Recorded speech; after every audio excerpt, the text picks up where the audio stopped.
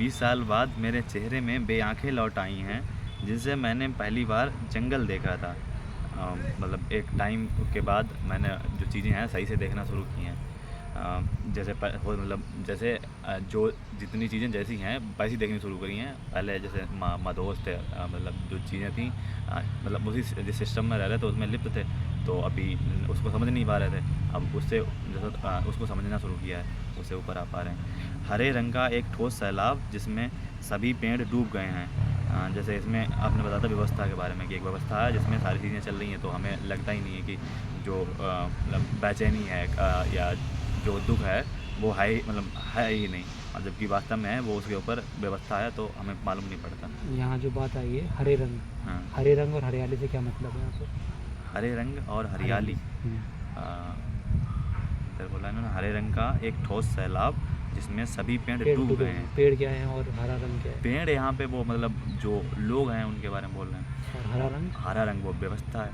हाँ, तो ये हरा रंग दरअसल में क्या एक सच्चाई है या दिखावा मात्र है? दिखावा मात्र है। चलिए।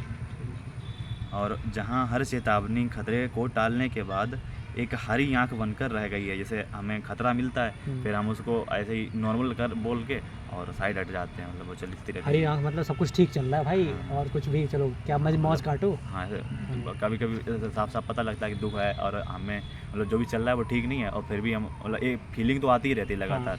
और हम या तो रिसोर्सेज नहीं मिलते, या तो मतलब हम जानते भी हैं तो कम मतलब मेहनत नहीं करना चाहते, जूझना नहीं चाहते। तो ये एक तरह से वो वाला हो गया ना कि जैसे कुछ अंदर खोखलापन है तो बोल दिया all is well, all is well, all is well, और निकल लिया आगे।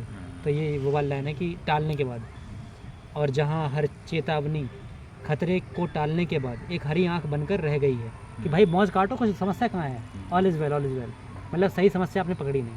ठीक है। 20 साल बाद मैं अपने आप से एक सवाल करता हूँ, जानवर बनने के लिए कितने सब्र की ज़रूरत होती है। जैसे अभी तक मतलब उन्होंने बोला था शुरू में मैं 20 साल तक वो रहा उसमें, एक टाइम पीरियड में मैं रहा वो चीज़ों में वैसे ही रहा जैसे चीज़ें चल रही थी। तो अब मैं बाहर आ रहा हूँ, तो अब मुझे पता लग रहा है कि मैंने कितने सब्र से मतलब मैंने जैसे जो लोग हैं वो कितने सब्र रखते होंगे चीज़ें जानवर बने रहने के लिए कितना कितना कितना वो जो सब्र है एक तरह से झूठा सब्र कैसे रख पाते हैं वो सोच रहे हैं। सब्र रख लिया तुमने कि हाँ चलो ठीक है, सब चीज़ सब ठीक है, ठीक है, ठीक है, तुम लड़ना नहीं चाहे, है ना, ये चीज़ है। तो कितने सब्र की जरूरत होती है वो बात बोल रहे हैं कि जानवर बने रहने के लिए। अब यहाँ जानवर से ये खुद को देख अब अवलोकन कर पा रहे हैं, मतलब ये इंसानियत क्या और आगे बढ़े हैं। ठीक है। और बिना किसी उत्तर के चुपचाप आगे बढ़ जाता हूँ। अब मुझे कुछ उत्तर नहीं मिलता क्योंकि वो लोग भी बता नहीं पाते, मतलब जो उसमें लिप्त हैं, तो उत्तर नहीं मिलता और आगे बढ़ जाता हूँ। क्योंकि आजकल मौसम का मिजाज यूँ है कि खून में उड़ने वाली पत्तियों का पीछा करना लगभग बेमानी है। जो यहाँ पे खून में उड़ने वाली पत्तियाँ मतलब ऐसे बोल सकते हैं, जैसे आपने तो वैसे बताया था कि वो जो लोग अच्छा काम करना चाहते हैं और नहीं, खून में उड़ने वाली पत्तियाँ, हिंसा नहीं दिख रही आपको यहाँ पे?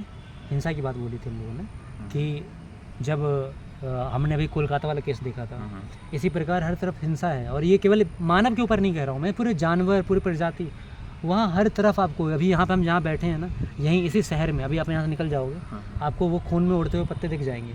वो खून में उड़ते हुए पत्ते कुछ और नहीं है, ये जो चीखें हैं इन जानवरों की, या फिर इन जानवरों को छोड़ो, मानव में भी कितनी अभी इसी वक्त हम जहाँ बैठे हैं कितने सारे हत्याएं हो गई होंगी, कितना रेप केसेस हो गए होंगे, है ना। तो ये वो उसकी बात हो रही है यहाँ पर। तो ये अब इसके बारे में सोच रहा हूँ मैं, इसको पीछा कर रहा हूँ। तो वही है ना कि अब मैं मान रहा हूँ कि उस मुर्गे को बचाना है, लेकिन मैं बचाने के लिए आगे बढ़ूँ भी तो वो बेमानी मतलब अर्थहीन लगता है कि मैं क्या कर रहा हूँ। बचा लूँगा तो और एक आध को बचा भी तो नहीं पा रहा हूँ, मैं बढ़ तो रहा हूँ, आगे चिल्ला रहा हूँ, लेकिन वो सुनने वाला कुछ है, मैंने पैसे दिए, ये वो सारी चीज़ें।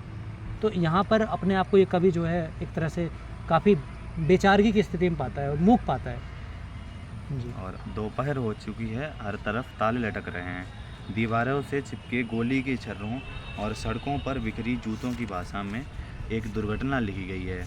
हवा से फड़फड़ाते हिंदुस्तान के नक्शे पर गाय ने गोबर कर दिया।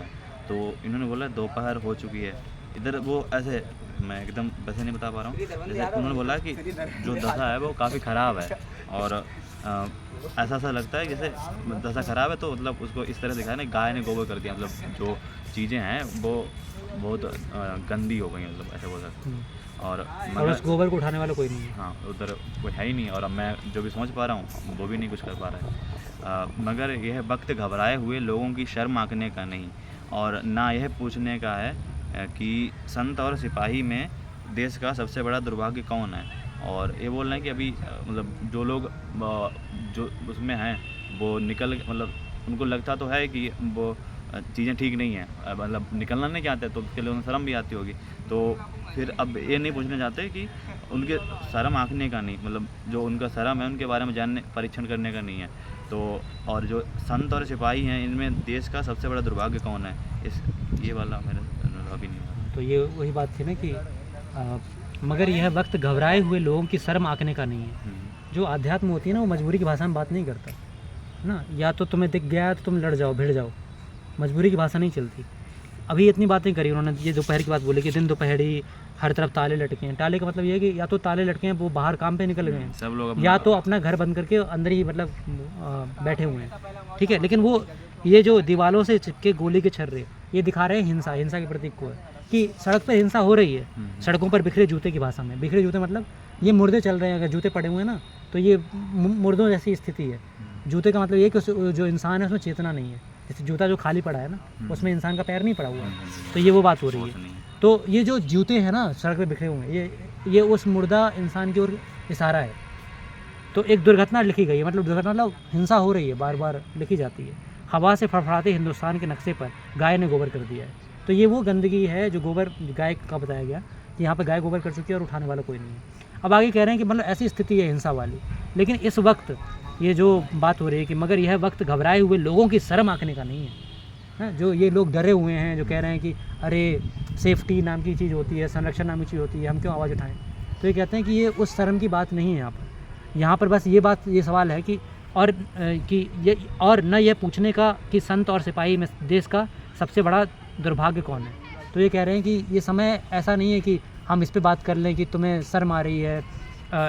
ये घबराए हुए लोगों को जो हैं उनको मतलब इन सब कैलकुलेशन करने में काफ़ी ज़्यादा शर्मिंदगी महसूस करनी पड़े कि हम क्या कर सकते हैं, क्या नहीं कर सकते हैं, हम अपने आप को बचाना भी है हमें।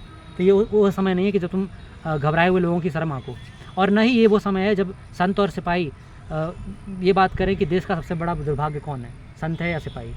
ये मतलब मजबूरी वाली भाषा की बात नहीं है। जैसे हम कह रहे हैं ना कि यहाँ पे एक कवि, यहाँ पे एक संत और एक सिपाही, जो सही संत और सिपाही है उसकी बात कर रहे हैं कि वो मजबूर हो जाए और कुछ कर ना पाए।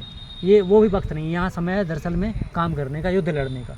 तो ये ऐसा कोई समय नहीं कि तुम बेचारगी दिखाओ और तुम घबराए हुए लोगों की शर्म को आंको, या फिर तुम ये कहो कि सिपाही देखो बहुत ज़्यादा दुर्भाग्य में है, या संत जो है बहुत ज़्यादा दुर्भाग्य में, वो कुछ कर नहीं पा रहा। ऐसी बातें बोलने का नहीं है। यहाँ मजबूरी की भाषा की कोई यहाँ पे रूम अर्थ नहीं है। हाँ, कोई अर्थ नहीं, बेमानी पहले ही बोल चुके हैं वो।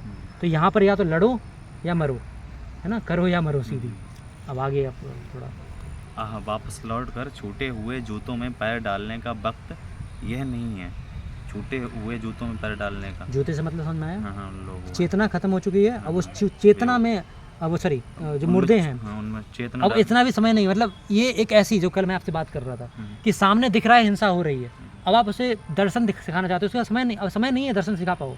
तो यह सीधा आमने सामने की लड़ाई है कि अब मुझे उसे सुधारना है कैसे भी करके, या तो मैं उसे ख़त्म कर दूँ, है ना, कुछ भी तो करना पड़ेगा, क्योंकि ऐसा फैला हुआ है कि अब मैं उसे इतना समय नहीं कि मैं उसे बहुत दर्शन समझाऊँ और धीरे धीरे उठाऊँ ऊपर।